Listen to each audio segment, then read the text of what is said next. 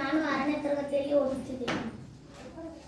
ನನ್ನ ಹೆಸರು ಕವಿತಾ ಮಹಾದೇವ್ ಸರ್. ನಾನು 6ನೇ ತರಗತಿಯಲ್ಲಿ ಓದುತ್ತಿದ್ದೇನೆ. ನನ್ನ ಹೆಸರು ಭಾಗ್ಯಶ್ರೀ ರಾಜು ಪಳಕೆ. ನಾನು 6ನೇ ತರಗತಿಯಲ್ಲಿ ಓದುತ್ತಿದ್ದೇನೆ. ಇವತ್ತು ನಾವು ವಿಜ್ಞಾನದ ಚಟುವಟಿಕೆಯಲ್ಲಿ 1.3 ವಿಟಮಿನ್ ಮತ್ತು ಖನಿಜಗಳ ಕೊರತೆಯಿಂದ ಬರುವ ರೋಗಗಳನ್ನು ಮೊಟ್ಟ ಮೊದಲಿಗೆ ವಿಟಮಿನ್ ಎ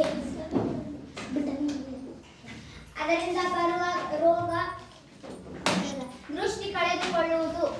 ಅದರ ಲಕ್ಷಣ ದೃಷ್ಟಿಯ ಕೊರತೆಯಿಂದ ರಾತ್ರಿ ಸಮಯದಲ್ಲಿ ದೃಷ್ಟಿ ಇಲ್ಲದಿರುವುದು, ಕೆಲವು ವೇಳೆ ಪೂರ್ಣವಾಗಿ ದೃಷ್ಟಿ ಕಳೆದುಕೊಳ್ಳುವುದು.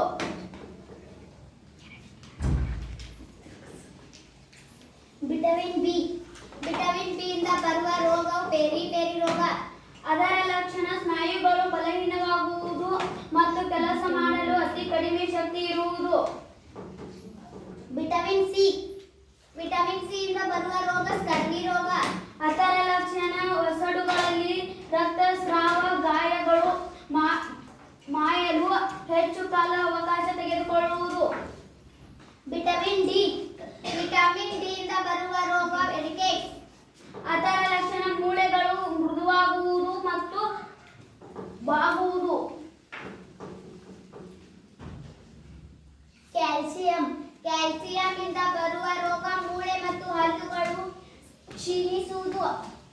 ಅದರ ಲಕ್ಷಣ ಮೂಳೆಗಳು ಬಲಹೀನವಾಗುವುದು, ಹಲ್ಲುಗಳಲ್ಲಿ ಕ್ಷೀಣಿಸುವುದು.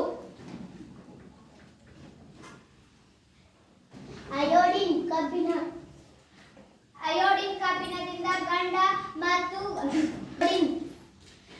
ಅದರಿಂದ ಬರುವ ರೋಗ ಗಂಡ ರೋಗ ಮತ್ತು ಗಾಯಿಟರ್.